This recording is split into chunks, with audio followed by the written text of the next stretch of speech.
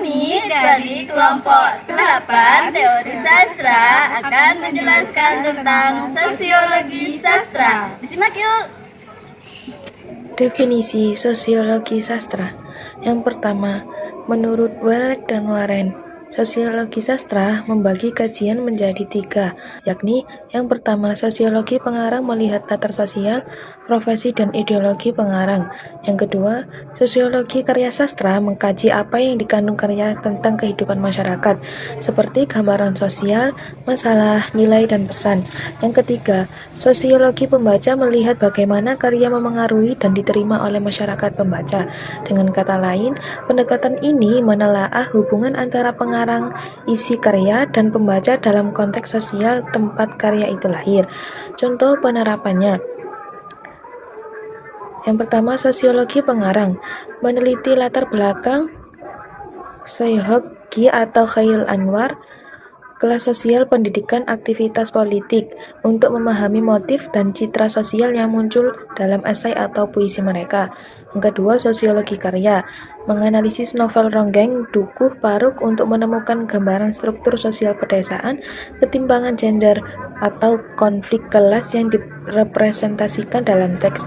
Yang ketiga, sosiologi pembaca mengkaji bagaimana pembaca muda kota memaknai novel remaja kontemporer, berbeda dari pembaca dewasa, serta bagaimana karya mempengaruhi sikap atau tindakan sosial, misalnya meningkatnya minat diskusi tentang isu tertentu.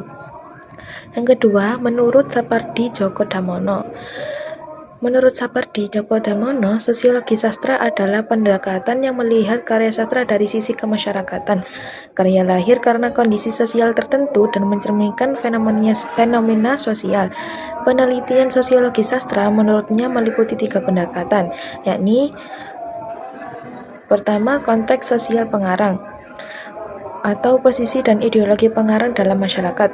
Yang kedua, sastra sebagai cermin masyarakat atau karya merefleksikan kondisi sosial dan karakter pengarang.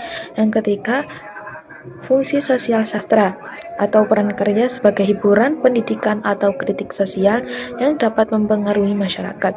Contoh penerapannya. Yang pertama, ada konteks sosial pengarang atau memeriksa posisi sosial Sapardi sendiri, seperti pendidikan sastra, latar budaya Jawa, untuk melihat pengaruhnya pada gaya puisi dan tema-tema yang dipilih.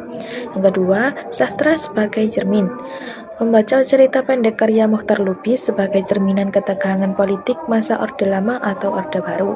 Yang ketiga, fungsi sosial, menganalisis peran drama teater rakyat yang menstimulasi kesadaran politik atau menyebarkan norma-norma sosial tertentu. Yang ketiga, menurut Alan Singwangwat, yang menekankan bahwa sastra erat kaitannya dengan masyarakat. Karya sastra merekam realitas sosial dan perubahan sejarah. Ia menawarkan 3 perspektif utama. Yang pertama, sastra sebagai refleksi masyarakat atau karya mencerminkan situasi sosial. Yang kedua, proses produksi sastra atau kaitan pengarang, penerbit, dan kondisi sosial yang memengaruhi perbuatan karya. Yang ketiga, hubungan sastra dengan sejarah dan masyarakat. Peran karya dalam perkembangan sosial dan sejarah. Jadi, sastra dilihat baik sebagai representasi sosial maupun produk dari proses sosial. Contoh penerapannya. Yang pertama, sastra sebagai refleksi, menafsirkan novel-novel industrialisasi sebagai dokumen perubahan sosial saat urbanisasi meningkat. Yang kedua, proses produksi, meneliti peran penerbit, sensor, pasar buku, dan politik budaya dalam menentukan buku mana yang jadi bestseller di Orde Baru. Sastra. Yang ketiga, sastra dan sejarah, melihat karya sastra sebagai sumber sejarah sosial, misalnya memoir atau novel realistis yang menggambarkan peristiwa besar seperti masa revolusi atau perpindahan penduduk. Pembahasan berikutnya yaitu mengenai pencetus sosiologi sastra. Yang pertama, Welek dan Warren. Menurut Welek dan Warren, sosiologi sastra terbagi menjadi 3 kajian. Yang pertama yaitu sosiologi pengarang, yang mengkaji latar belakang sosial, ideologi, serta profesi pengarang. Nah, yang kedua, sosiologi karya sastra, yang mengkaji isi sosial, tujuan, dan implikasi sosial yang terdapat dalam karya sastra. Yang ketiga, sosiologi pembaca yang mengkaji pengaruh karya sastra terhadap masyarakat. Nah, sosiologi sastra berfokus pada isu sosial yang terdapat dalam karya sastra, meliputi gambaran kehidupan masyarakat, masalah sosial, nilai-nilai sosial, serta pesan yang disampaikan pengarang melalui karya sastra. Melalui pendekatan ini, karya sastra dipahami sebagai representasi kehidupan sosial yang lahir dari interaksi pengarang dengan lingkungan kemasyarakatannya. Nah, pencetus yang kedua yaitu Sapadi Djoko Damono. Menurut Sapadi Djoko Damono, sosiologi sastra merupakan pendekatan terhadap karya sastra yang mempertimbangkan segi-segi kemasyarakatan. Pendekatan ini tidak hanya memandang bahwa karya sastra memiliki hubungan yang erat dengan masyarakat, karena lahir dari kondisi tertentu dan mencerminkan berbagai fenomena yang terjadi dalam kehidupan masyarakat. Oleh karena itu, penelitian sosiologi sastra tidak hanya berfokus pada unsur intrinsik, tetapi juga pada aspek sosial yang melatar belakangi penciptaan karya. Ada 3 pendekatan menurut Sapadi. Yang pertama, konteks sosial pengarang. Hubungan posisi pengarang tokoh masyarakat dan kaitannya dengan masyarakat pembaca seperti latar sosial dan ideologi yang mempengaruhi penciptaan karya. Yang kedua, sastra sebagai cerminan masyarakat. Karya sastra ditulis sebagai cerminan dari masyarakat. Pengaruh sifat pribadi pengarang dalam menggambarkan masyarakat dan genre sastra yang digunakan pengarang dalam mewakili masyarakat. Yang ketiga yaitu fungsi sosial sastra. Fungsi sosial sastra yaitu pengaruh dan peranan sastra dalam masyarakat, baik sebagai sarana hiburan, pendidikan maupun kritik sosial. Pencetus yang ketiga yaitu Alan Swingworth.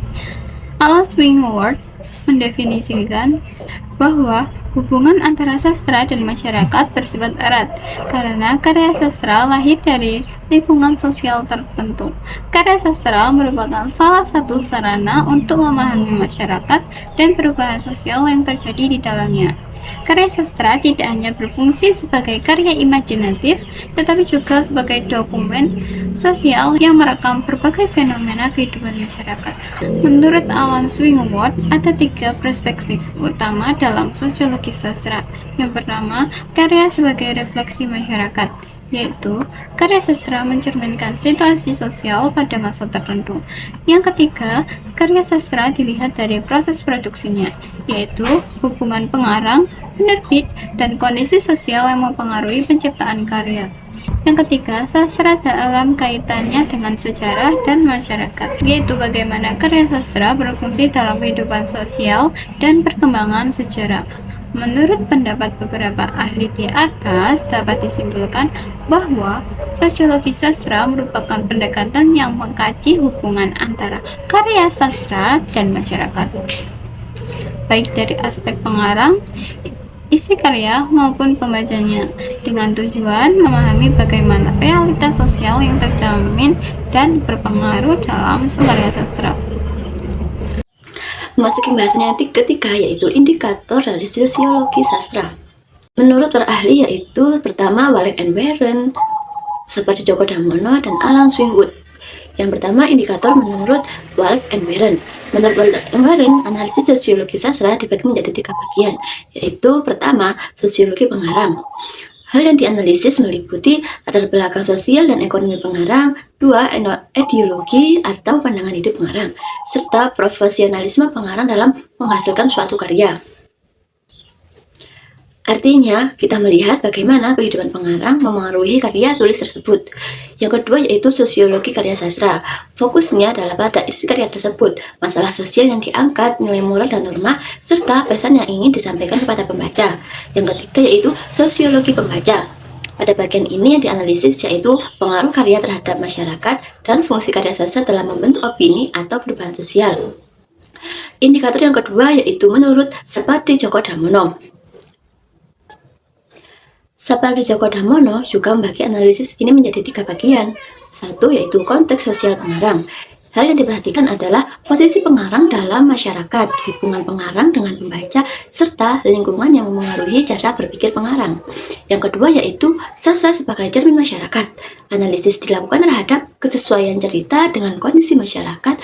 Dua, pengaruh sifat pribadi pengarang dan pemilihan jenis karya sastra seperti puisi, novel, atau drama. Hal ketiga dianalisis yaitu fungsi sosial sastra. Karya sastra dinilai berdasarkan fungsi sebagai satu, hiburan, kedua, media pendidikan, serta sarana bentuk sosial terhadap kehidupan masyarakat. Untuk indikator ketiga yaitu menurut Alan Swingwood. Alan Swingwood menjelaskan bahwa sastra tidak dapat dipisahkan dari masyarakat. Karena satu, sastra sebagai refleksi masyarakat. Karena kesesuaian cerita dengan kondisi sosial dan ekonomi pada zamannya, serta penggambaran kelas sosial maupun konflik dalam masyarakat. Kedua yaitu karena proses produksi sastra, yang meliputi hubungan pengarang dengan penerbit, serta pengaruh pasar sensor terhadap karya sastra. Yang ketiga yaitu karena sastra dalam sejarah dan masyarakat. Kita melihat sastra sebagai bagaimana karya sastra berperan dalam perubahan sejarah dan bagaimana masyarakat memberikan respon terhadap karya tersebut. Oke, dapat disimpulkan bahwa ketika tokoh memiliki fokus yang berbeda, tetapi saling melengkapi, Wallace dan Warren menekankan hubungan antara pengarang, karya, dan pembaca. Sedangkan Sapardi Djoko Damono melihat sastra sebagai cermin sekaligus alat perubahan sosial. Sementara Alan Swingwood menempatkan karya sastra sebagai refleksi masyarakat dan bagian dari proses sejarah.